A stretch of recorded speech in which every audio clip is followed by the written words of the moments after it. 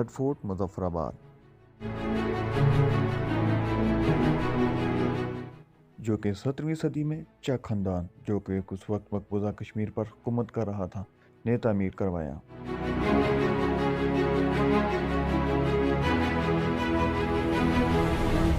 जो कि अब रत्ता किला के नाम से जाना जाता है। रत्ता पहाड़ी ज़ुबान का लफ्ज़ है जिसका मतलब लाल यानी सुर्ख के होते हैं।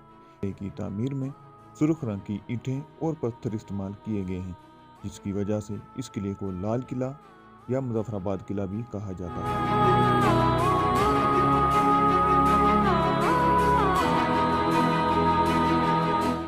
1846 में महाराजा गुलाब सिंह ने इस किले की दोबारा तामीर करवाई और इसकी इमारत को तोसी भी दी, मगर महाराजा रंजीत सिंह ने 1926 में इस किले को मुकम्मल तौर पर एक अहम फौजी छावनी में तब्दील कर दिया।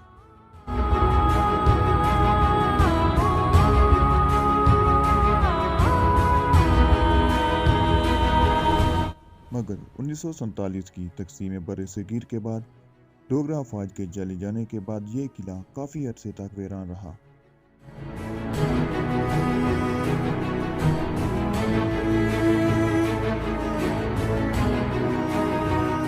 ये किला पाकिस्तान के ज़ेरे इंतज़ाम आज़ाद कश्मीर के दारुल हुकूमत मुजफ्फराबाद में दरियाए नीलम के किनारे वाक़े है।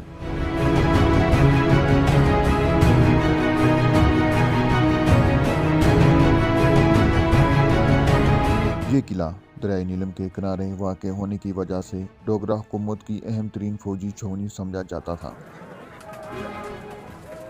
इस किले ने जम्मू और कश्मीर पर होने वाले मुगलों के कई हमलों को नाकाम बनाया।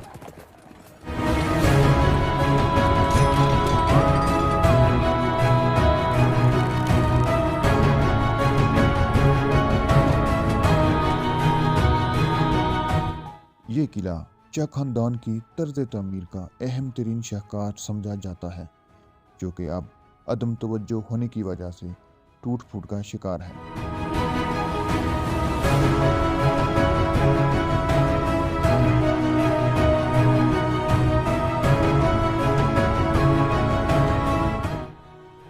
आसार कदीमा आज़ाद कश्मीर ने इसको अहम तारीखी विरसे में शामिल कर लिया है और इसकी मरम्मत और देखभाल के लिए बाकायदा इंतज़ाम भी कर दिया गया है।